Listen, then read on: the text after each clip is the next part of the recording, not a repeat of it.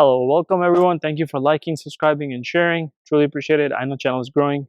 I truly appreciate all the hard work that you guys have done by watching and sharing the videos. So today I wanted to do a review on something different. On my channel, you have seen a DIY videos. You have seen the videos for naturally aspirated engine, turbo engines, supercharger engines. We haven't done diesel yet. Hopefully we'll do diesel as well. But this is the electric vehicle that I wanted to review today. So what we have today is 2024 Cadillac Lyriq Tech and all-wheel drive. So what you see up here is a Cadillac sign, but has a charging port. Again, this happens to be the all-wheel drive version. It comes in two different ones. We'll go in more detail about all-wheel drive and rear-wheel drive and 3 trim levels. So let's go through the car. So this is 2024 Cadillac Lyriq. So Lyriq is offered in 3 different trim levels. There's a tech, there is a luxury, there is a sport. This happens to be a tech, and this happens to be an all-wheel drive. They also come in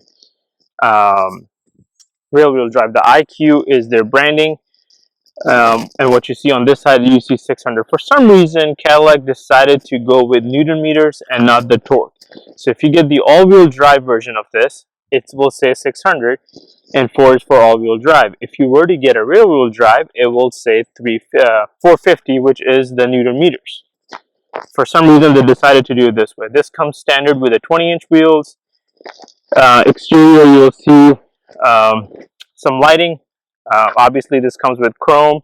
The color happens to be on this car is Emerald Lake Metallic. I believe it's offered in white, Nimbus blue, black, silver, and a red. And I can link the Cadillac links below. This comes standard with 20-inch wheels. You can upgrade to 22-inch wheels. This has 102 kilowatt battery, which can give you about 307 miles, along with the rear-wheel drive, which has the full charge 312 miles. One thing I did notice in the city, after driving around the city, it said I had around 330, but obviously on the highway that number drops because you're driving at the highway speeds. The charging port happens to be up front, as you can see. And then this is your regular, and then you can have your fast charging. You remove this, and you can do your fast charging. Also, just press this button, it closes, but if you did not close it and got in your car and started driving, it would close as soon as you put the car in drive. That feature is there. Luxury and tech will have different packages. For example, you'll have your folding mirrors up front, and then you will have different leather you can get inside the car, along with 22 inches wheels. And for example, this is tech, so the lighting comes down from the top and stops here. There's no lighting here. In luxury and sport, you have light here as well, and you have choreography lights that come on as a pattern. Also, you will have ambient lighting inside, along with you can order with Super Cruise and all the other features of heated and chill seats. Let's go get in and we will talk about the electric. Okay, so this is the interior view of the car. As you can see, this is the screen that you're seeing right now. So basically, screen is divided into 3 portions. This is your infotainment screen. This happens to be your instrument cluster in the middle. And then you have your different settings you can do. For example, gauge. You can do energy, which shows you what the energy looks like. Then you can also do map. So this seems to be like their heads-up display, Cadillac's version of heads-up display. So because they don't have a heads-up display, it only shows you for lighting. If something comes up, it will be red. And then you can have a clean approach, which is this way. And then you will have your trip and you have your lighting. And if you're in your trip, you can do multiple settings, as you can see here, and so forth. But that's that.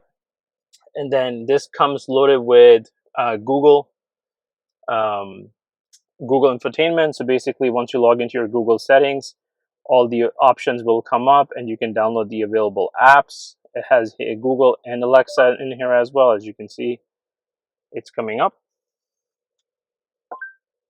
And then if you were to download any of the apps, you can also have this one has built in Apple CarPlay and Android Auto. Obviously, I have not hooked up because the apps are hooked up directly, so I didn't feel the need to do it that way.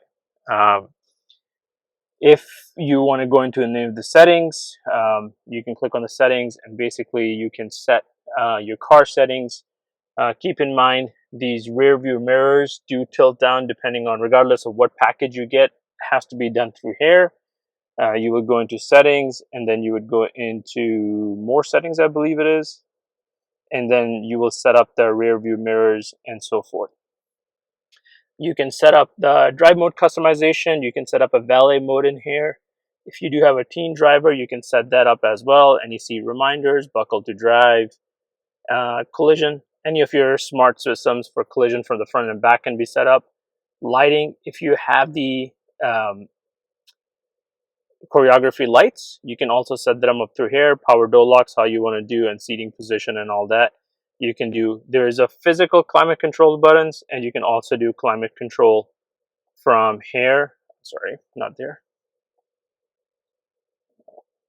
You can also do climate control from here. This is supposed to be supporting up to 9K resolution on this 33-inch diagonal screen. You can set up your phone, your Play Store, anytime if you're driving, depending on if you have a rear view camera or 360 camera, you can press camera, it comes on. I think the camera quality is okay. It's not the greatest. Being a 2024, I would expect the camera to be a little bit more crispier. Maybe it is a screen as well. One note to Cadillac, why not just make it entire screen here instead of putting a square in here? So something for them to look on. You can also change the view, and this is more of a trailer hitch view, or you can go back to the normal view. Again, this is one pedal driving, so these notifications come up as one. This is one pedal. I can click on it, and then I can turn it on or turn it off. Also, if you want to open your glove box, the button sits right here. That opens that up. So, and then any of the settings you want to change to your phone, your Bluetooth, and so forth, you'll go through here. Charging is on, this is like a home menu basically, and then you can add apps to it. Depending on how you want to set it, you can set it to 85 if you want to. You want to set it to 80. I had charged it today, so I had set it to 90 when I was charging it. That's why you see this on the car. I have also used the EVgo supercharging. I'll talk about EVgo versus the Qmera discount that you get to get it installed as well. So we will go from there as well in the detail. Again, more settings in here. And then you can obviously move these if you wanted to, like I'm showing you. Same thing, car does come with a 6-month subscription of OnStar and Wi-Fi hotspot, so you can have that set up as well in the car, and everyone can use it. Make sure you set up your My Cadillac app, and then if you were to go in settings, there are other applications you can check: day display, sounds, profiles. You can set up multiple profiles, and security and everything else. So that is the infotainment. We'll do different, you can go into connections, set up your phones. Vehicles we talked about. Notification is just how you see your notifications. All the apps will show the apps. Drive time, date and time is just the time format. Display is just showing you what display you want. Oh, so one quick thing that I noticed that I want to talk about in here, my mode is set to auto, as you can see. What happens is if I go in through a bridge, the sensitivity of the day, night versus dark and light is so quick that right away it goes into the night mode, which dims the display down. So if I come out after 20 seconds, 10 seconds, this will take another 20 seconds to realize I'm out of the bridge or a tunnel or whatever. And it looks like your infotainment and the whole screen has died, but it's not. It's just super dark. So you can select what you want to do, keep it day, keep it night, or auto. I keep it auto. I don't have that much around me. And then you can also change instrument cluster. What do you want to see, like speed sign, turn-by-turn graphics. Depending on the packages you have on the car, you might have more options to show up here. Mine is tech, so options are limited in here. And then you can set so forth. Also, you can go back to home, and then what you can do is you can hold these down, and then you can change, okay, do I want my Google Assistant, whatever I want, I can do that. Same thing with the map. You can hold that down and change that as well if you wanted to. And then depending on how many apps you download, you will see more pages come up in here. As you can see, I have other ChargePoint, Spotify, and so forth. Mirrors have to be set up through the screen. Your garage opener also has to be set up through this screen. There's no physical buttons up here for a garage opener, as you can see. One of the things I'm missing is a sunglass holder. I wish they had one. They don't. So that's also missing. And then let's get out and I can show you some of these controls. So if you're looking here, you will see you have your heated seats, right? You can do your back, your bottom, or you can do both. You can set your memory seats here. Your seat controls, both front seats, even in tech package, are powered. I believe these are 4-way adjustable. If you were to go with luxury and sport, you get 8 and more adjustable settings on here. Your door locks, your mirror controls, and your windows. Your trunk. This is the leather that you get in the tech package with little fabric on the sides. It's pretty basic leather, but honestly, it does the job. It is very comfortable in here. They're super soft, as you can see. Then there is a storage space on the bottom, and then there's a USB-C charger there. There's also a USB-C charger right here. And depending on what trim you get, you do get like a little jewelry tray here. I don't have one, which I'm okay with, because what happens is once you open it from here, it does come really close to this. So I don't know how you can easily take in and out the stuff unless you're putting credit cards and papers in there. Car is super spacious. I'll give it that for Cadillac. So I am about 6 feet. I have my seat set to my setting, and you can see there is still plenty of space in here to sit down for a person in the back. And technically, also one thing is the middle seat is very spacious. Actually, you can actually fit 5 adults in here. That being said, if you were to look at the trunk has about 28 cubic feet of cargo space, and the rear seats fold down flat also. The only thing is, if you were to get luxury and tech, you will have a button here to fold it down. For this one, you fold it down from here. The seats do recline a tiny bit. I don't know if you can tell, but here, the right side on my side right now, which is the passenger side, is up forward. Behind the driver's seat, which is 60-40 split, it is recliner back. So you can see a little bit of a difference as well from here. You get a little space here. This is where your charging port is. If you don't have air suspension, obviously I don't, you will see like this. Otherwise, the air suspension sits and you don't have that space. So you do have a little bit of space up here as well.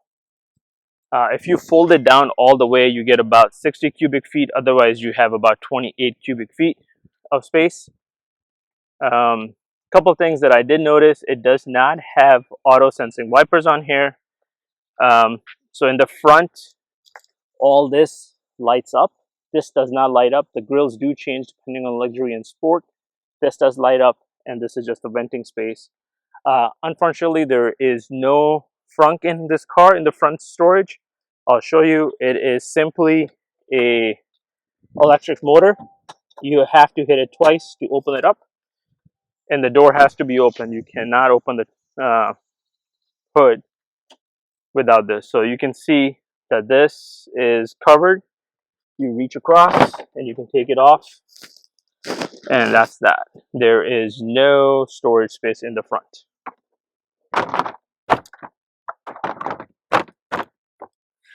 You have your positive. You have a full battery here that comes with the car if you ever had run out of battery and you would charge and unlock and everything. And then you have your ground. There's the electrical cutout, and I believe these are if you wanted to adjust your headlights or something. Water, windshield washer, and then the brake is down back there. So no storage in the front. Overall, I would give Cadillac credit for the car. I think the front of the car looks really, really nice. And you can see it does have a wider stance in a mid-size category. It does hatch back down like more of a sporty trend in the back. I think the back can improve a little, but obviously they're going with a futuristic approach. And you also see a light up here for brake, which I think does look cool for styling concepts. Thank you guys for liking, subscribing, sharing. I'll do a full review video on the electrical charging versus the Qmera discounts and the Qmera installation, electrical versus gas, and the experiences and the 5 things that I think Cadillac can improve on this car and make it a little better. Thank you guys. Take care. Bye.